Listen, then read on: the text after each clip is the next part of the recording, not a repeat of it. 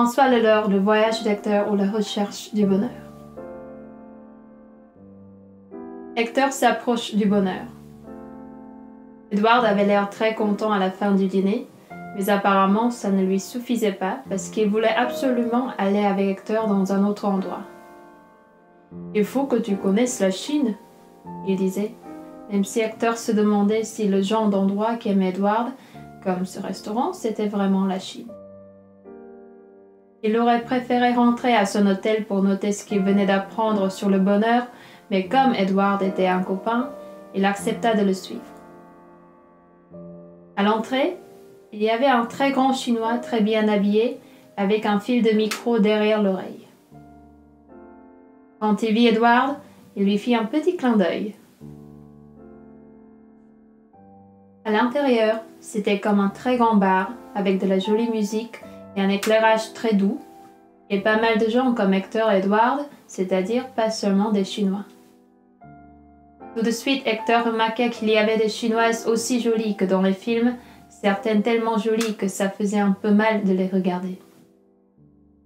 Elle avait l'air de bien s'amuser, elle parlait avec les gens comme Hector et Edward, et eux aussi, il avait l'air de bien s'amuser. Edward commanda une bouteille de vin blanc, et on la posa dans un seau avec de la glace sur le bar juste à côté d'eux. Presque tout de suite, une jolie Chinoise vient parler à Edward. Ils devaient bien se connaître parce qu'elle riait à toutes les plaisanteries d'Edward et de temps en temps, elle lui disait des choses à l'oreille qui le faisaient rire aussi.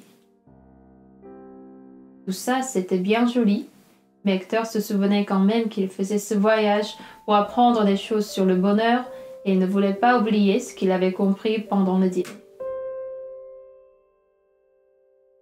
Il sortit son petit carnet, le posa sur le bar et commença à prendre des notes. Il pensa à tous ces gens qui travaillaient beaucoup pour s'arrêter un jour avec 3 millions de dollars. Leçon numéro 3. Beaucoup de gens voient leur bonheur seulement dans le futur. Et puis, il pensa à ce qui décide les fusions. Leçon numéro 4. Beaucoup de gens pensent que le bonheur, c'est d'être plus riche ou plus important. Qu'est-ce que vous faites ? Hector leva les yeux et vit la plus jolie Chinoise de sa vie qui le regardait en souriant. En fait, elle avait dit « What are you doing ?»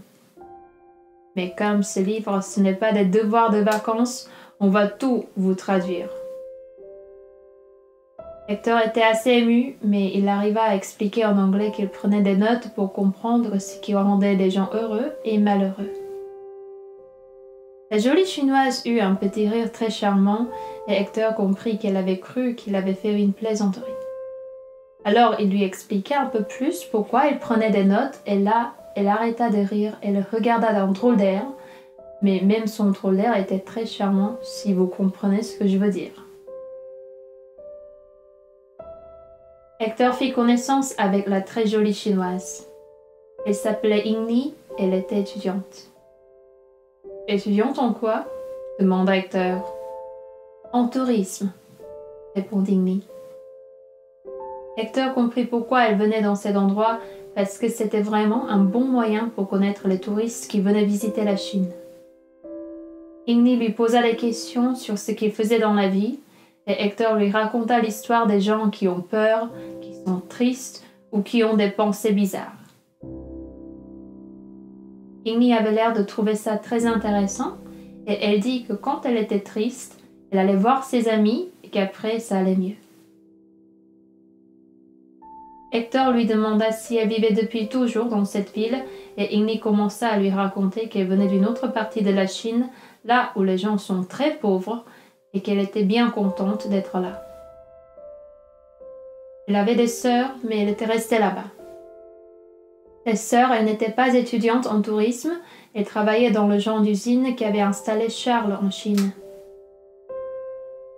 Yingli continua de parler à Hector parce que le truc d'Hector s'intéressait vraiment aux gens, ça se mettait en marche sans même qu'il s'en rende compte. Au bout d'un moment, Edward lui tapa sur l'épaule. « Ça va ? Tu t'amuses bien ?» Hector dit que oui, ça allait, Mais il pensait que s'amuser n'était pas du tout le mot qui convenait. Il se sentait amoureux de Igni. Elle continuait son histoire, mais Hector n'écoutait pas toujours parce qu'elle était tellement mignonne que c'était difficile de la regarder et de l'écouter en même temps. Finalement, les gens commencèrent à partir et eux aussi. Ils se retrouvaient à 4 dans un taxi qui attendait dehors. Edward et son amie chinoise, Igni et Hector qui s'étaient assis à côté du chauffeur. Edward donna des indications en chinois au chauffeur.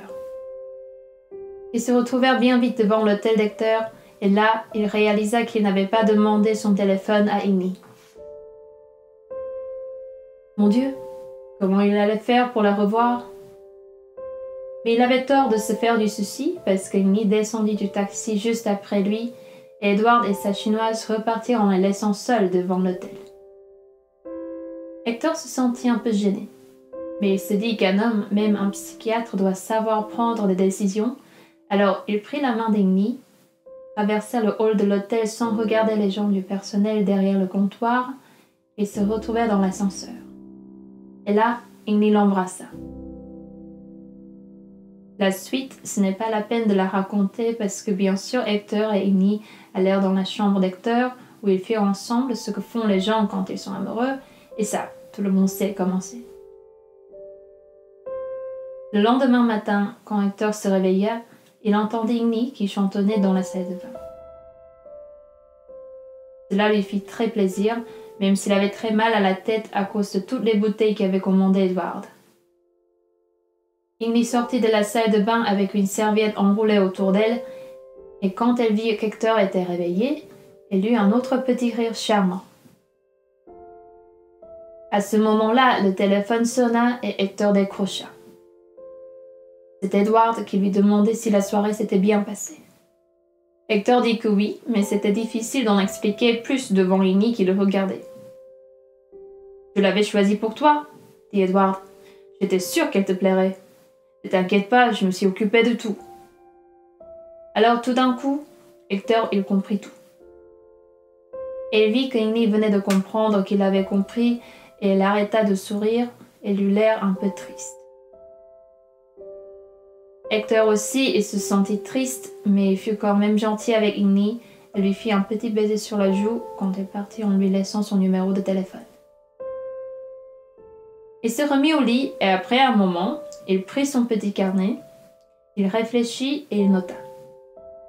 Leçon numéro 5. Le bonheur parfois, c'est de ne pas comprendre. Bonne nuit.